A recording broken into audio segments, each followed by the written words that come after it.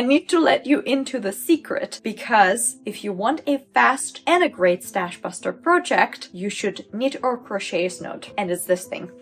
I think I was very impressed by the first snood that I have created. After casting off the crochet version, I've started a knitted version. This is the yarn that I'm going to be using for the knitted versions. Definitely a bit more different than I would usually go for, but it would also work well with my hair color and also with most of the clothes that I have and own. It's just a great one that is not very poppy, and like I don't have to always wear this one. The pattern I chose is from Recreating Vintage 1940s Knitwear book. I haven't adjusted anything from the pattern. I even used the same recommended yarn from the pattern. This pattern is made of a simple rectangle knitted in blackberry or bramble stitch and only takes a few hours to make. This stitch is created by repeating 4 rows that are then repeated to knit a desired length of the snood.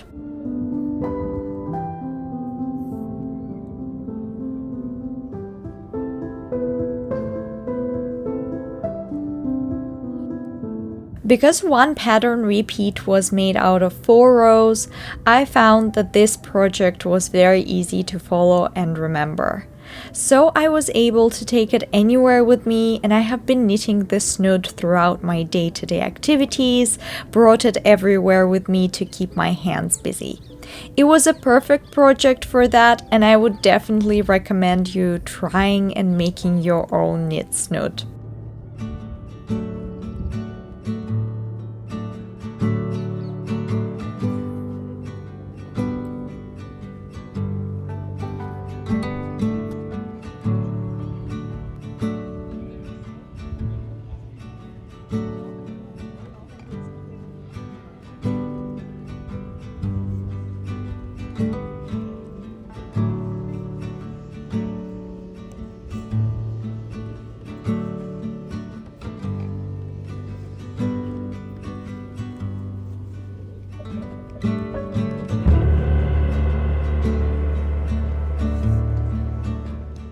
I really love that the blackberry or bramble stitch creates a very textured one side of the snood and leaves the other side plain. It definitely gives a lot of dimension to the snood.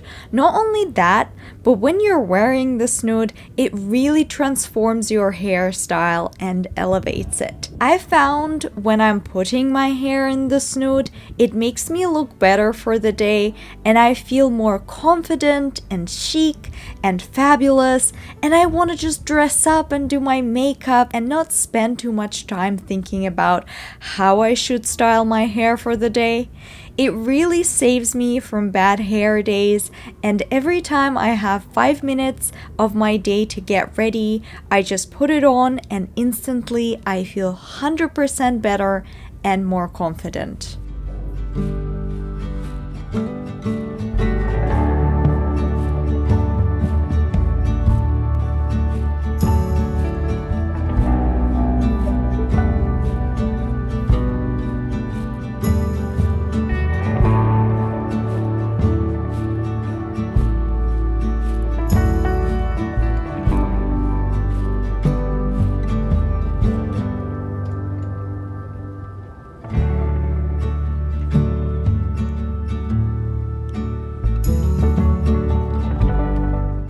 Love this accessory. It is just so wonderful, and if I had more of the cotton yarns, I probably would have created more.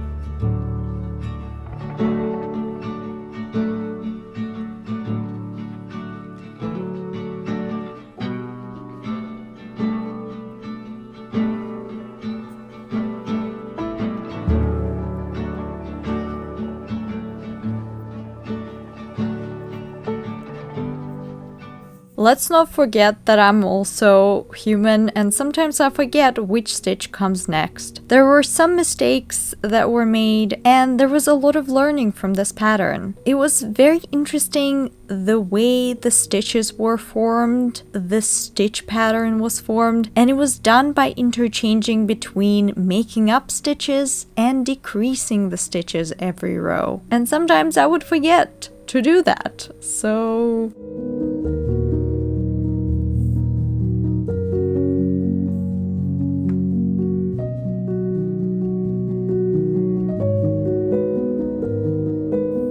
I think it still turned out fantastic. I am just so excited. And I have used so much yarn for this project.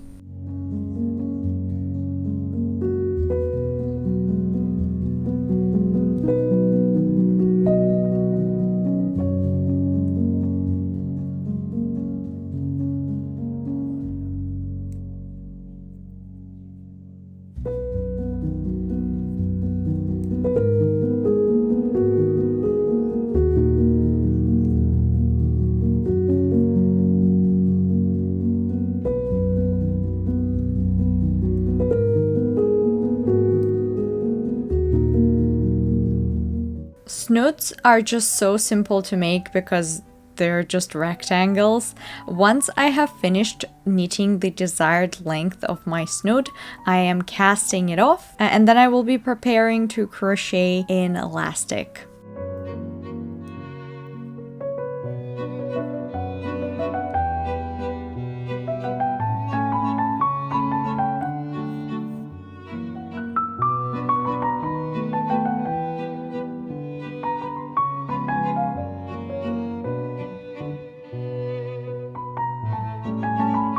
Similarly to my crochet snood, I have used an elastic cord for my knit version. The elastic will be there to help support the hair, so it needs to be the same size as the shortest edge of the rectangle made. I have then tied to both ends of it to then crochet over the elastic with a single crochet, stretching the elastic over the 3 sides of the snood.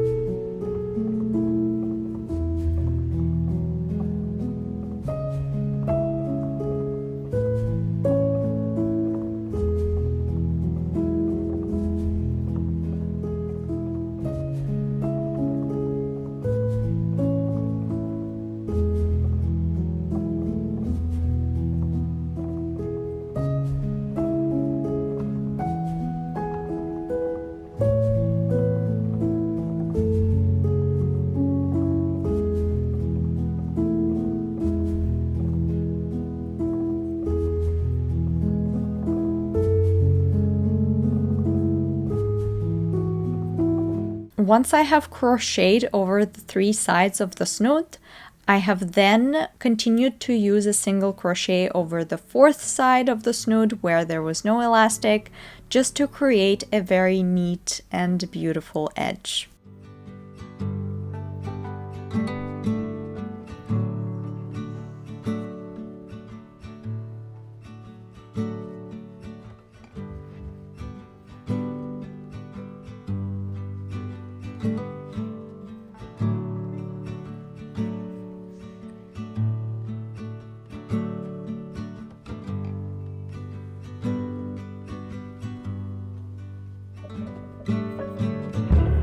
There were a couple of ends that I needed to weave in, and with a blunt needle I have continued to weave in all the ends that I have forgot to encase when I was crocheting.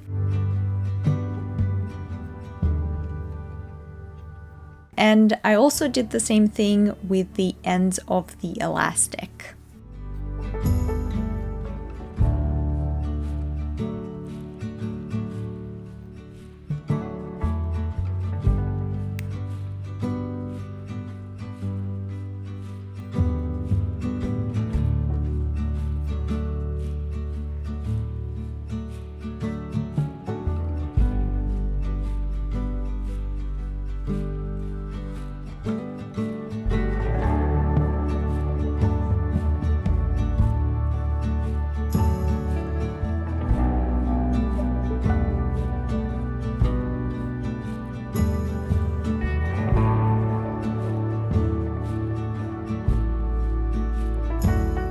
Once all the ends were woven, the snood was complete. It only took me 8 hours to make it, and they were just slow 8 hours of knitting, but oh boy, how much I enjoyed making the snood. And actually, it didn't change as much as from the original version. I think that knitting it is a better way of preserving the shape of the snood so that it doesn't stretch as much as it did for my crochet version. It looks wonderful. I really love the stitch. I really love the dimensions. I would definitely make more of these because I have so much more yarn to use in my stash.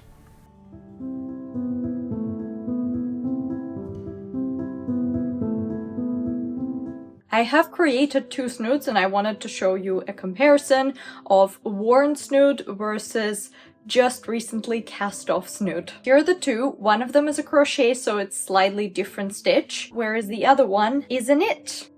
So this one's the crochet, this one's knit that I have never worn yet, and this one I did, so it did stretch a lot. Just for your information, if you're making a snood, it can stretch. I also made it out of cotton. It did stretch a bit, but it doesn't really bother me as much. Obviously, I also chose a very open stitch, which I probably wouldn't do right now if I would recreate this again. And I would go for something that is a bit more tighter. This is quite stretchy, but at the same time, like very dense, which works a lot better. Another cool thing about snoods is that you can make them out of different leftover yarns that you have lying around. It doesn't even use a lot of grams. I have found that both of the snoods that I have created used less than 50 grams of my cotton yarn, and I still have leftover, which is totally fine. But note that the crochet version actually used a lot less yarn than the knitted version. Guess you could knit yourself a nice knitted snood. It uses a lot of yarn from your stash, but also you look fabulous.